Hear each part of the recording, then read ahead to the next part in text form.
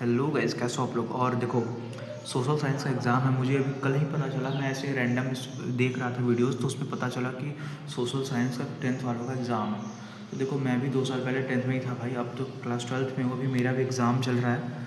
तो मैं देखा कि देखो, सबसे ज़्यादा प्रॉब्लम मुझे भी सोशल साइंस में आता था। किस टाइम जब मैं पढ़ता था सोशल साइंस, तो उस टाइम सबसे ज़्यादा प्रॉब्लम यहीं पे आता कि ये डेट और इम्पॉर्टेंट मैप्स और इतने सारे थ्योरी होते हैं इसमें, जो कि देखो, सोशल साइंस एक ऐसा सब्जेक्ट है जहाँ पे देखो सब सोचते हैं कि इसमें बस लिख दो, नंबर मिल जाता है। ऐसा नहीं होता भाई। देखो, लिखने से कुछ भी लिखोगे तो कुछ भी नंबर नहीं मिलता। और एक बार तो शायद इस पर पैटर्न चेंज है कि आपको अलग अलग लिखना है। तो देखो, जब चीज़ें डिवाइड हो गई हैं तो ज़्यादा ढंग से चेक होगी। तो आप जितना कोशिश हो सके उतना पॉइंट्स में लिखने की कोशिश करो।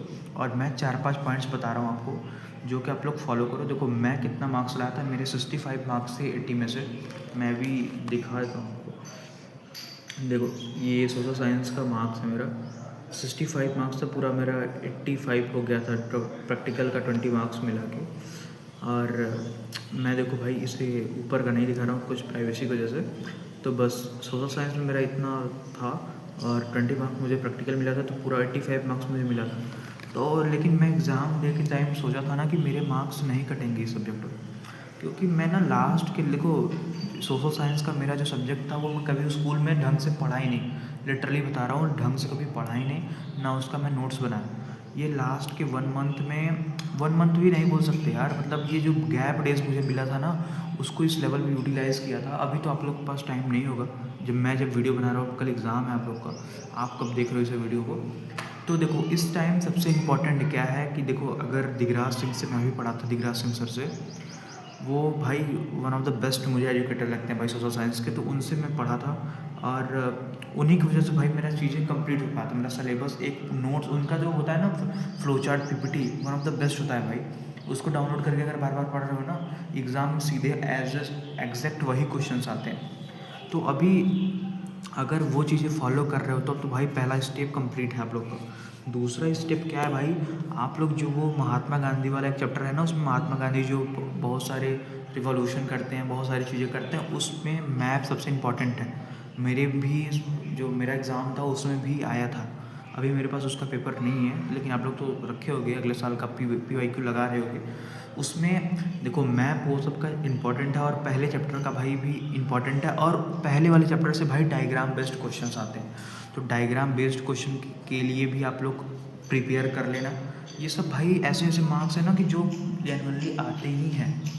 और सबसे इम्पोर्टेंट चीज़ कि अगर भाई देखो, बड़े बड़े पैराग्राफ में पढ़ना मत स्टार्ट करो।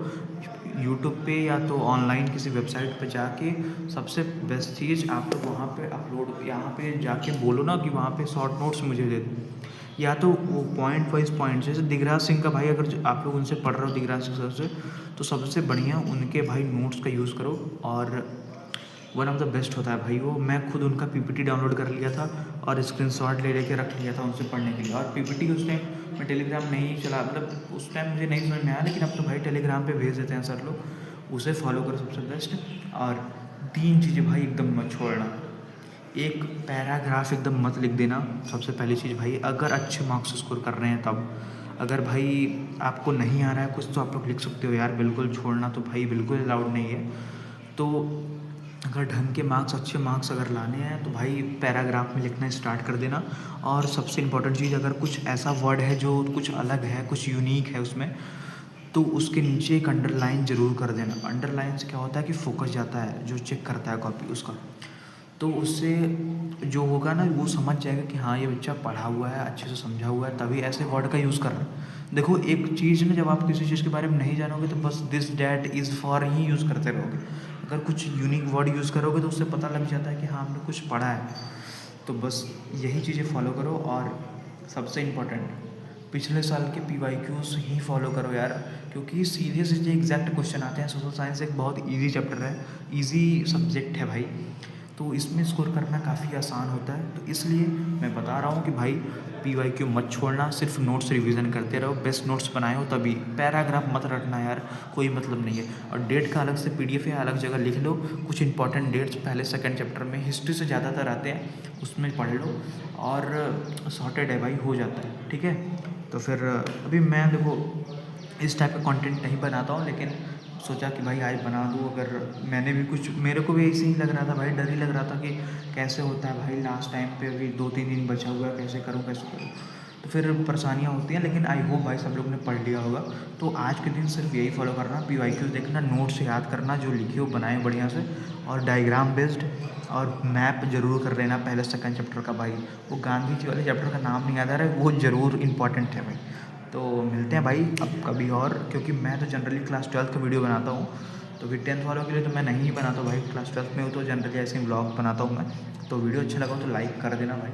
फिर अभी तो मैं फेस के साथ वीडियो बनाने में थोड़ा अनकम्फर्टेबल होता है, तो फिर वीडियो को यहीं बेंड करता हूँ। बाय।